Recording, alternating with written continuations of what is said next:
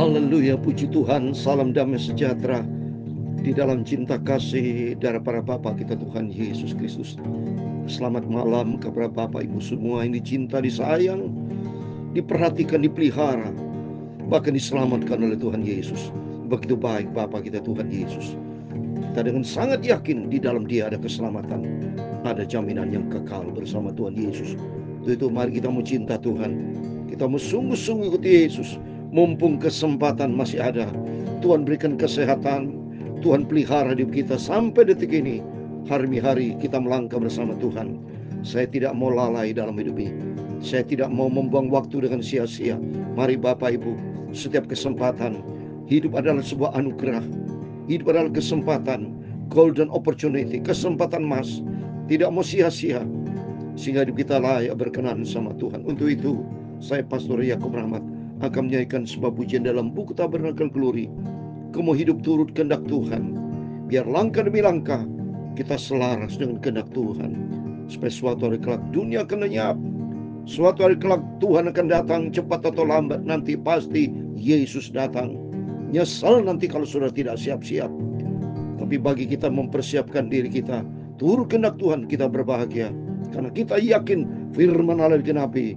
Pada waktu sangkala kala berbunyi, Allah Yesus datang, Tuhan Yesus datang, kita diangkat, jumpa dengan Tuhan Yesus, masuk di dalam kerajaan kekal buat selama-lamanya. Ku mau hidup turut kehendak Tuhan, ku mau memberi semua yang ku dapat berikan.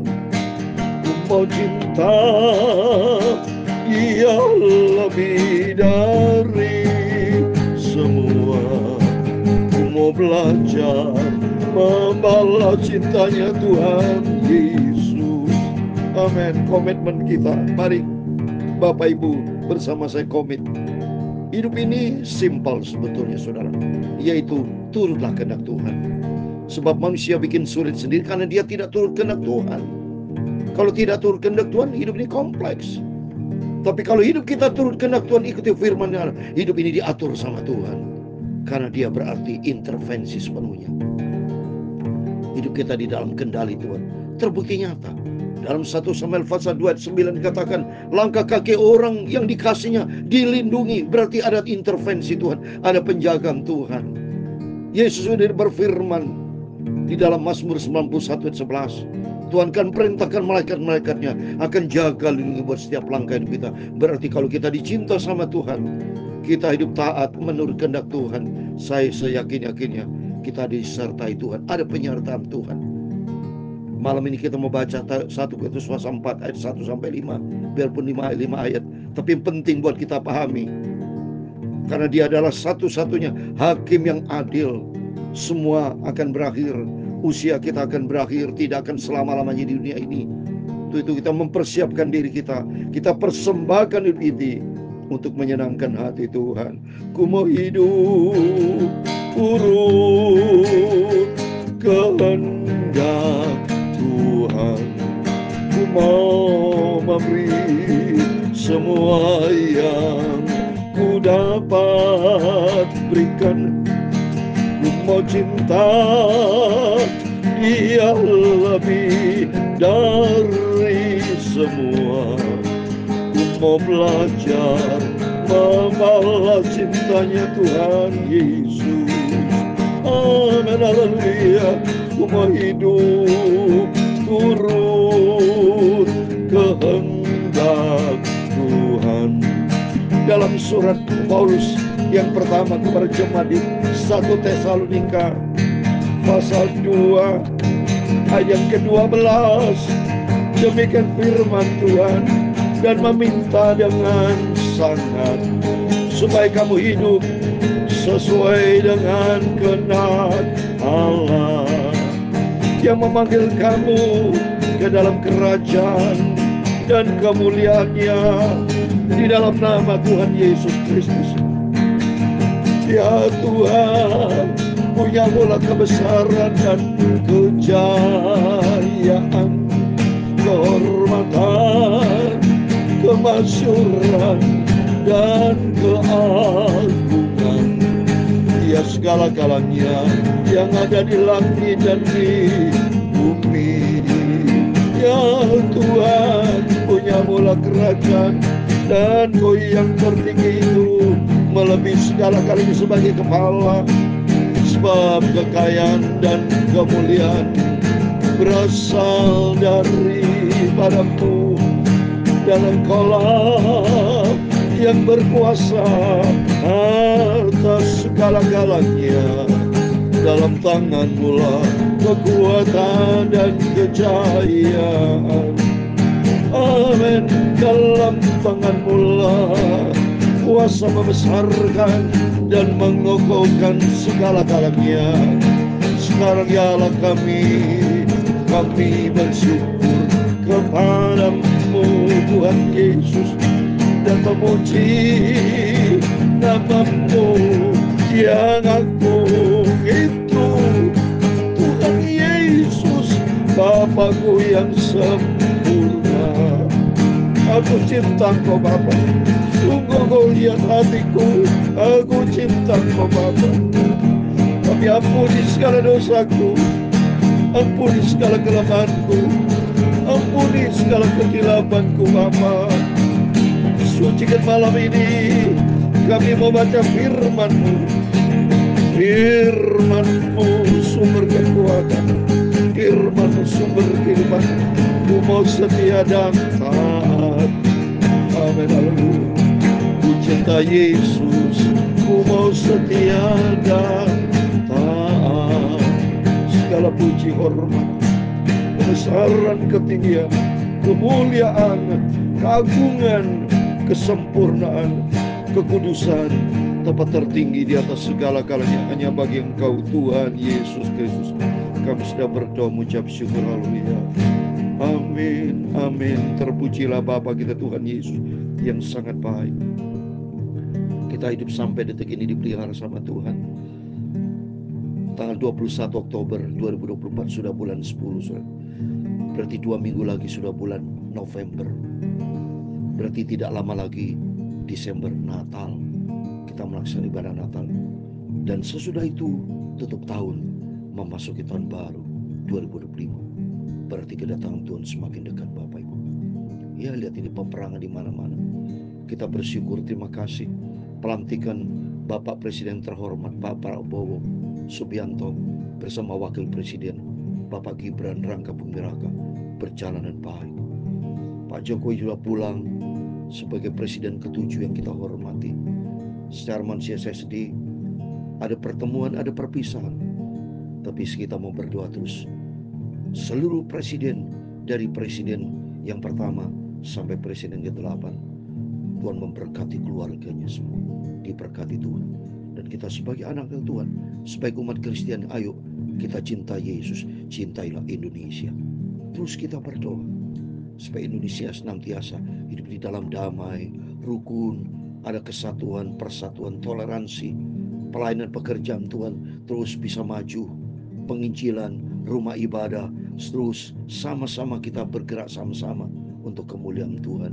Diberkati Tuhan Indonesia, dan Roh Kudus tuntun, diberikan hikmat Bapak Presiden terhormat Pak Prabowo Subianto bersama keluarga, termasuk Bapak Gibran bersama keluarga, bersama seluruh menteri Kabinet Merah Putih yang sudah dibentuk.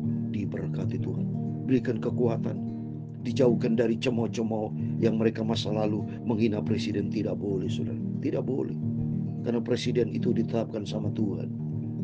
Saya sebagai hamba Tuhan selalu berdoa buat Indonesia. Berarti presiden dibentuk itu karena doa buat kita semua. Kita doakan, tidak boleh menghakimi. Nanti kita baca firman Tuhan, tidak boleh menghakimi. Bertobat, mereka menghakimi, bertobat. Mari kita semua koreksi diri sendiri. Kita semua adalah manusia berdosa. Kita semua manusia penuh dengan kesalahan. Kita manusia penuh dengan kelemahan. Yang sempurna satu, Tuhan Yesus Kristus, Hakim yang sempurna. Kalau itu mari kita mencinta Tuhan. Yang penting perilaku kita ada cermin firman Tuhan. Kita mau menjadi anak Tuhan. Seperti firman Tuhan dalam 1 Tesalonika pasal 2:12 dikatakan, dan meminta dengan sangat supaya kamu hidup sesuai dengan kehendak Allah, yang memanggil kamu ke dalam kerajaan dan kemuliaan-Nya. Amin. Suatu hari kelak kerinduan kita masuk dalam kerajaan sorga. Bukan kerajaan dunia yang akan hancur lenyap. Bukan dunia ini kerajaan kita. Tapi kerajaan kita sorga yang nanti penuh dengan kemuliaan. Oleh karena itu dari sekarang ini kita sangat ditentukan kualitas hidup kita. Kita persembahkan yang terbaik untuk menyenangkan hati Tuhan Yesus. Amin. Mari kita lanjut baca firman Tuhan. Saat ini kita baca puji Tuhan surat 1 Keturunan 4. Puji Tuhan kita sudah dihentar sama Tuhan memasuki 1 Korintus dari pasal 1 sudah selesai. Pasal 2 sudah selesai. Pasal 3 sudah selesai. Sekarang pasal 4. Anugerah Tuhan. Anugerah Tuhan yang luar biasa. Jangan pernah anggap remeh dalam hidup ini, saudara. Tapi setiap kesempatan yang Tuhan berikan buat kita, kita mau pergunakan sungguh-sungguh. Kita tidak mau hidup sia-sia. Surat 1 Korintus ada 16 pasal, Bapak ya. Berarti tidak lama, tidak banyak, saudara.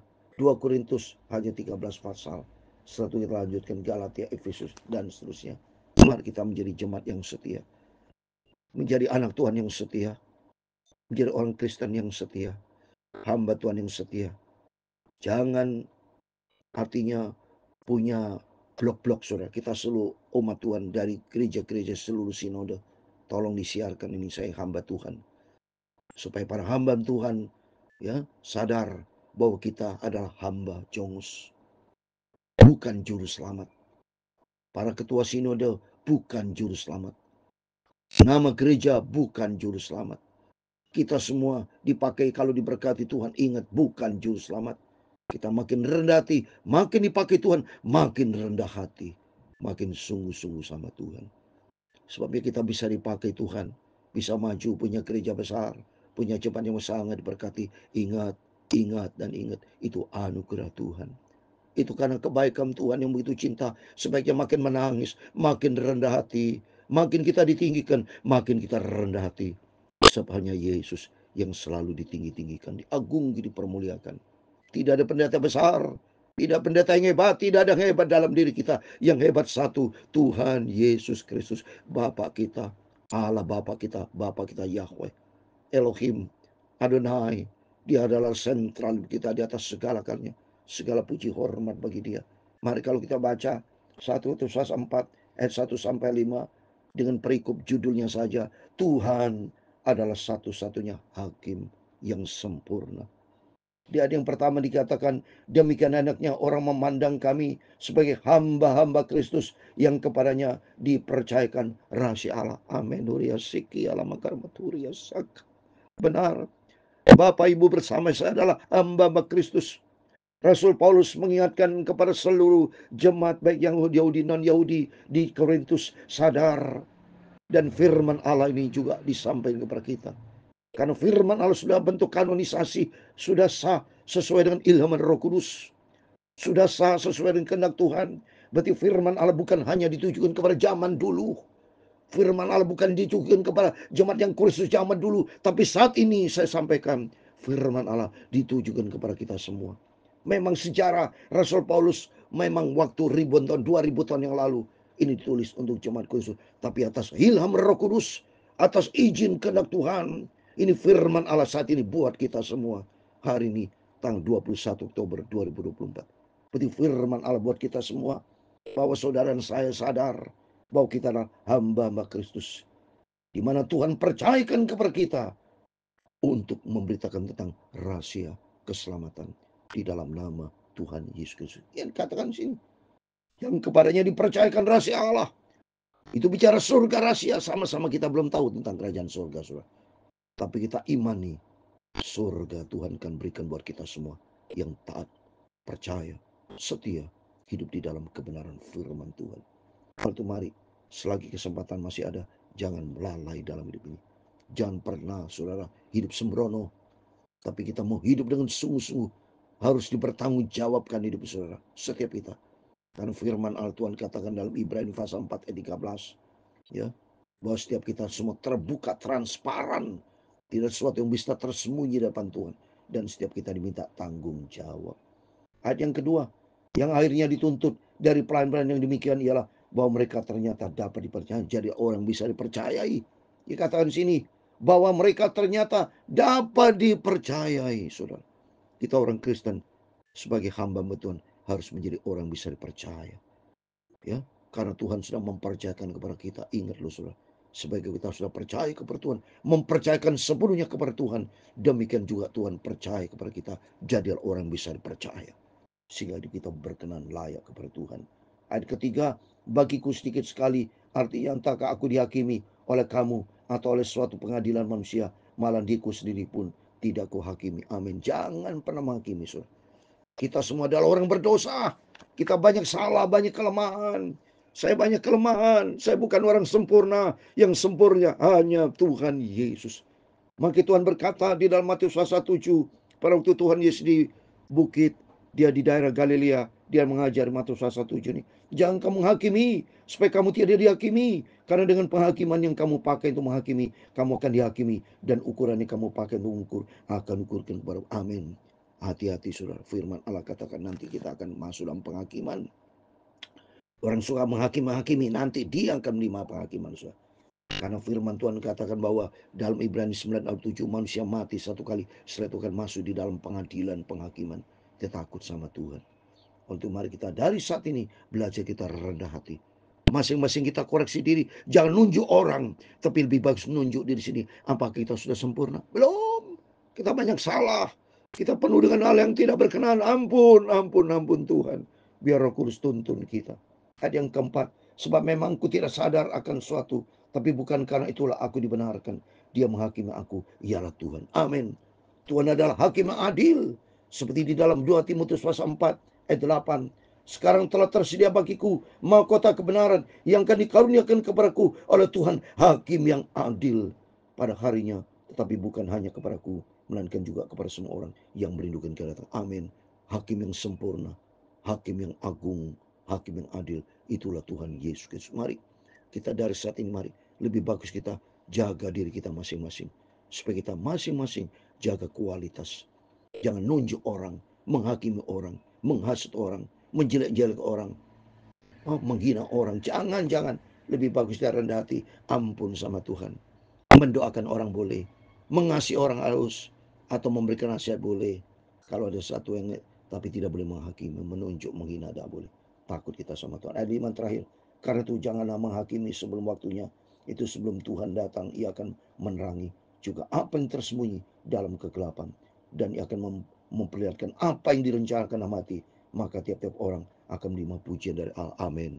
Nanti kelak, kalau ada penghakiman datang, mari kita menjadikan diri, kualitas kita menjadi domba-dombanya Tuhan. Sehingga kata Tuhan, mari engkau menerima hidup yang kekal. Seperti di dalam Matius 25, saya mau kasih ayat terakhir.